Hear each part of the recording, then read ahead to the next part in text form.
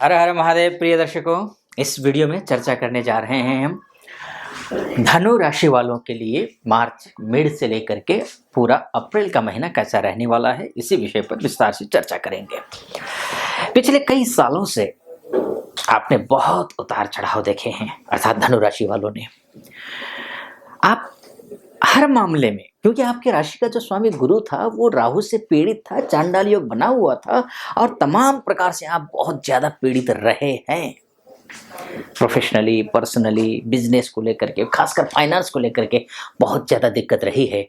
आप बर्बाद हुए हैं, लेकिन अब तक आप खत्म नहीं हुए हैं। और अब जो मैं जैसा ब्रह्मांड में ग्रहों का बदलाव हो रहा है, जो शक्तियां आपको, असाधारण जो शक्तियां हैं, वो जो आपको बल देंगी, वो आपको जो ताकत देंगी, उससे आपका जीवन आमूल चूक परिवर्तन हो जाएगा। भरोसे से कह रहा हूं, 100% आपकी जिंदगी बदल जाएगी। शनि 17 मार्च सुबह 4:40 पर पूर्व में उदित हो रहे हैं। पहला शुभ संकेत है 17 मार्च से ही। बुध और शुक्र के युति संबंध से लक्ष्मी नारायण राज योग बनता है, जो और नीच भंग राज योग भी बन रहा है 31 मार्च से लेकर के 24 अप्रैल तक। शुक्र और मंगल के युति संबंध से धन शक्ति योग बन रहा है, धनाधान्य से परिपूर्ण करने वाला योग बन रहा है। ये भी 31 मार्च से लेकर के 24 अप्रैल तक शानदार है, वो अद्भुत है। शुक्र और राहु का जो युति संबंध है, अक्सर लोग डर जाते हैं, लेकिन ये जो युति संबंध बन रहा है आपकी कुंडली में, ये अत्यंत शानदार है, अद्भुत है। निश्चिंत रहें इस बात को लेकर के भी। भाग्योदय का योग बनाता है। और इसके साथ ही 14 मार्च से लेकर के 14 अप्रैल के बीच में खरमास भी है। कुछ सावधानियां बरतने के लिए बोलूंगा, कुछ उपाय बताऊंगा। जैसे मैंने कहा था आपसे ना कि आपकी जिंदगी बदल सकती है। बस लास्ट तक सुनना। उपाय बताऊंगा, सावधानी बताऊंगा, उनको फॉलो करना। जितने भी थोड़े बहुत अशुभ योग भी है ना, तो सब कुछ अच्छा ही अच्छा होगा ऐसा भी नहीं है। जैसे कि मंगल शनि के युति संबंध ठीक नहीं है 15 मार्च से 22 अप्रैल के बीच में। ग्रह एक पर तो डिपेंड नहीं रह सकते ना, 9 ग्रह हैं, 9 ग्रह अपनी अपनी भूमिका निभाएंगे। तो ऐसे में शनि और मंगल भी अपनी भूमिका निभाएंगे। ये अशुभ हैं, इनको शुभ कैसे करना है ये भी बताऊंगा। और उसके साथ में बुध और राहु का युति संबंध, जो कि जड़त्व योग बनाता है, इसको भी ठीक करना चाहिए। ये तो सब बातें मैंने आपको ग्रह गोचर के हिसाब से बताई। लेकिन अब जो मैं इस वीडियो में चर्चा, ये जो ग्रह गोचर से जो फलादेश होगा ना, ये जो फलादेश होगा, ये तो मैंने संक्षिप्त में आपको बता दिया 2 मिनट के अंदर। संक्षिप्त में ये योग बन रहे हैं और इनका शुभ प्रभाव है, इनका अशुभ प्रभाव है, ये मैंने आपको बताया। लेकिन इसका विस्तार से जो चर्चा है, वो मेरा एक और चैनल है आचार्य मुक्ति नाम से, जो कि नीचे डिस्क्रिप्शन में उसका लिंक दिया होगा, उसको क्लिक कीजिए, वहां जाकर के आप सुन लीजिए। आपको और विस्तार से इस विषय में ग्रह गोचर के माध्यम से फलादेश सुनने को मिलेगा। इस वीडियो में मैं चर्चा करूंगा नक्षत्र ज्योतिष के हिसाब से आपका ये जो 45 दिन है, ये कैसे रहने वाले हैं, इसी विषय पर चर्चा मैं करूंगा। लेकिन उससे पहले आपसे एक निवेदन है, अगर आप मेरी वीडियो को पहली बार देख रहे हैं तो पूरा वीडियो देख लीजिए, सुन लीजिए, और मेरा ज्योतिषीय एनालिसिस आपको सच के करीब लगे, आपको लगे कि आचार्य जी सही बोल रहे हैं, तो निवेदन है चैनल को सब्सक्राइब कर दीजिएगा, वीडियो को लाइक, और कमेंट बॉक्स में जाकर के वीडियो सटीक लगे तो महादेव का भक्त हूं, आप पर भी महादेव की कृपा बनी रहे, ऐसी कामना मेरी। कमेंट बॉक्स में हर हर महादेव 5 बार या 11 बार अवश्य लिख दीजिएगा, या फिर अपने मन में जो भी मनोभाव हैं वो जरूर व्यक्त कर दीजिएगा, उपस्थिति दर्ज करा दीजिएगा। चलिए विषय पर प्रवेश करते हैं। विषय ये नक्षत्र ज्योतिष के हिसाब से क्या कुछ होने वाला है। 6 अप्रैल को शनि महाराज आपके लिए बहुत महत्वपूर्ण है। शनि महाराज महत्वपूर्ण क्यों है? आपके जो धनेश हैं वो शनि महाराज हैं, आपके जो पराक्रमेश हैं वो शनि महाराज हैं। ये जब गुरु के नक्षत्र में जाएंगे, अर्थात आपकी राशि के स्वामी के नक्षत्र में जब जाएंगे, तो आप अगर अस्वस्थ हैं तो स्वस्थ हो जाएंगे। अभी तक आप फाइनेंशियली क्राइसिस झेल रहे थे, तो फाइनेंशियल क्राइसिस से आप निकल जाएंगे। अभी तक आप मेंटली आपको बहुत ज्यादा आप प्रेशर में थे, रात की नींद गायब हो गई थी इस वजह से कि काम कर रहे हैं, काम बन नहीं रहे हैं। अभी तक आपको लगने लगा कि मैं कैसा दिन है ये, जिस काम में हाथ डाल रहा हूं, सोने को भी टच कर रहा हूं तो वो पत्थर बन रहा है, मिट्टी बन रही है। ये जो महसूस हो रहा था ना, ये बदल जाएगा, क्योंकि आपकी राशि के स्वामी के नक्षत्र में शनि महाराज का गोचर होगा। अभी तक जो डिप्रेशन में थे या फिर नेगेटिव थॉट आप पर हावी हो रही थी, वो सब कुछ ठीक हो जाएगा गुरु के नक्षत्र में आने से, पहली बात। और दूसरी बात, मंगल महाराज भी जो है 10 अप्रैल को पूर्व भाद्रपदा नक्षत्र में ही गोचर करेंगे। और जैसे मैंने पहले कहा, पूर्व भाद्रपदा नक्षत्र किसका नक्षत्र है? ये गुरु महाराज का नक्षत्र है। और आपका मंगल जो है वो क्या है? आप पंचमेश है। पंचमेश जो मंगल है, अगर आपका विवाह नहीं हुआ है तो विवाह के लिए उपयुक्त है। अगर आपकी शादी किसी रिलेशनशिप में है और रिलेशनशिप खत्म होने के कगार पर है, कटुता आई हुई रिलेशनशिप में, वो मधुरता आएगी, चाहे आप स्त्री हो चाहे पुरुष हो, यानी कि आप चाहे बॉयज हो चाहे गर्ल्स हो। अगर आप सेकंड मैरिज की सोच रहे हैं तब भी आपके लिए ठीक है। संतान के लिए भी उपयुक्त है गुरु के नक्षत्र में मंगल का पहुंचना। गुरु और मंगल यानी कि लग्नेश और पंचमेश एक दूसरे के नक्षत्र में हो जाएंगे, तो ये एक अच्छी स्थिति दिखाई दे रही है।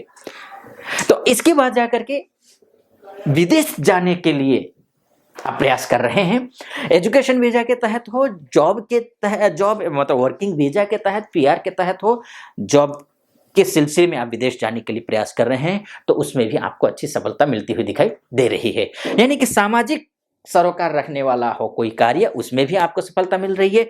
पारिवारिक दृष्टिकोण से भी आपको अच्छी सफलता मिल रही है। इसके साथ साथ किसानों के लिए भी बहुत अच्छी सफलता मिल रही है।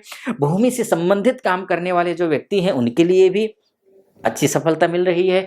रियल एस्टेट में आपने पैसे इन्वेस्ट कर रखे हैं तो उसमें भी अच्छी सफलता आपको मिलती हुई दिखाई दे रही है। घर लेने की सोच रहे हैं तो भी, घर बेचने की सोच रहे हैं तो भी, गाड़ी लेने की सोच रहे हैं तो भी, गाड़ी बेचने की सोच रहे हैं तो भी, इष्ट मित्र नाते रिश्तेदार इत्यादियों से अभी तक जो सहयोग की अपेक्षा थी, उस सहयोग पर वो खरे नहीं उतर पा रहे थे, अब उतरेंगे, ये स्थिति दिखाई दे रही है। अब बात कर लेते हैं, गुरु भी तो कुछ कमाल कर रहे हैं ना। गुरु जो है वो 16 अप्रैल को कृतिका नक्षत्र में गोचर करेंगे, जो कि सूर्य का नक्षत्र है। और आपकी राशि से सूर्य कौन है? भाग्येश हैं। अब भाग्येश के नक्षत्र में आपके राशि के स्वामी जब गोचर करेंगे तो समझिए क्या होगा, आपका भाग्योदय होगा।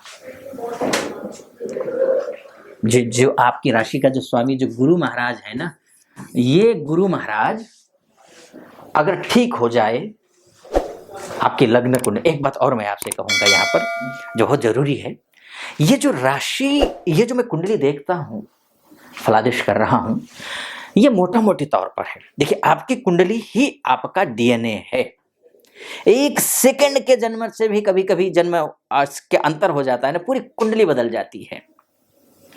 तो ऐसी स्थिति में धनु राशि वाले व्यक्ति इस धरती पर 66 करोड़ यानी 66 करोड़ 60 लाख से भी ऊपर हैं।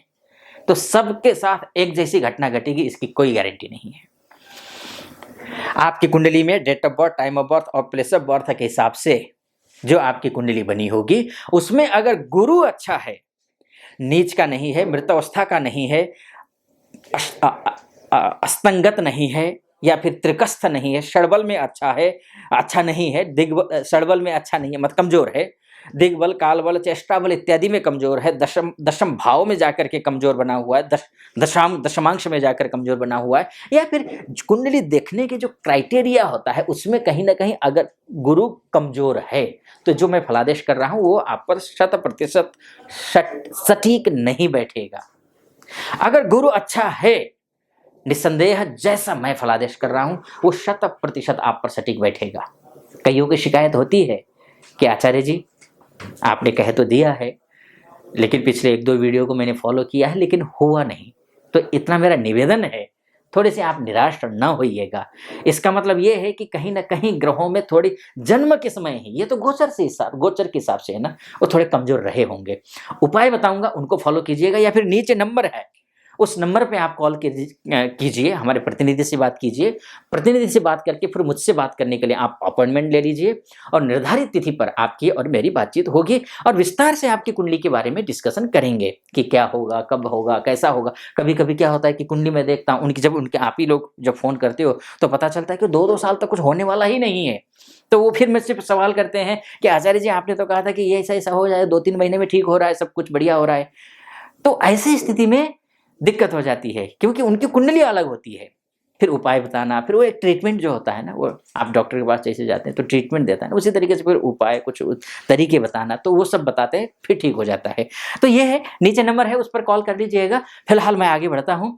गुरु जो है ना, ठीक कर लीजिए, अगर आपकी कुंडली में सही है तो फिर 100% आपको जो है ना शुभ होने वाला है, अच्छा होने वाला है, बहुत ही बढ़िया होने वाला है।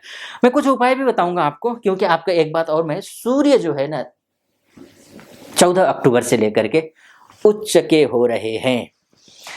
सूर्य भाग्येश उच्च का हो रहा है, माफ कीजिए, यहां भाग्येश होकर के पंचम भाव में उच्च के हो रहे हैं। अत्यंत शुभ राजयोग है, अत्यंत मतलब शानदार, अद्भुत है, इतना बढ़िया राजयोग बन रहा है। हाँ, सूर्य की उपासना आपको करनी चाहिए, और उच्च का भी हो रहा है, गुरु के साथ में बैठेगा, तो शानदार है। बस भाग्य आपका साथ देगा। 1-2 निवेदन है, उपाय बताऊंगा, वो ध्यान रखिएगा। आपको गुरु की उपासना हमेशा करनी है। गुरुवार के दिन आप गाय को चना और गुड़, उबला हुआ चना और गुड़, ये गाय को खिला दीजिए, ये जरूर कीजिए। एक दूसरा, गुरु की उपासना एक मंत्र है, तंत्रोक्त बीज मंत्र है। ओम ग्रांग ग्रींग ग्रौंग सह गुरवे नमः।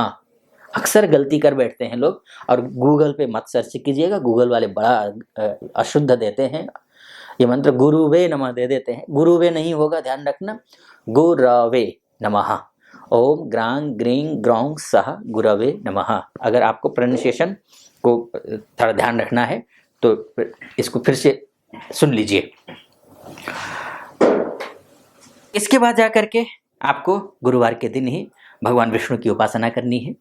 सूर्य की उपासना करनी है आपको। प्रातःकालीन सूर्योदय काल में उठ करके सूर्य को अर्घ्य देना है। अर्घ्य देते समय ओम घृणीः सूर्याय नमः इस मंत्र का जप करना है। तो ये भी आपको ध्यान रखना है। साथ में आपको मलमास भी है, देखिए इसी मार्च के 13-14 तारीख से लेकर के 14 अप्रैल के बीच में मलमास है। मलमास के दौरान भी कोई शुभ कार्य आपको नहीं करना है, इस बात का भी आपको ध्यान रखना है। फिलहाल इस वीडियो को मैं यहीं पर समाप्त करता हूँ। कैसा लगा आपको वीडियो? अच्छा लगा हो, यानी कि सच्चाई के करीब लगा हो, तो चैनल को सब्सक्राइब कर दीजिएगा। वीडियो को लाइक और कमेंट बॉक्स में जा करके हर हर महादेव जरूर 5 बार या 11 बार अवश्य लिख दीजिएगा। फिलहाल अनुमति दीजिए। हर हर महादेव।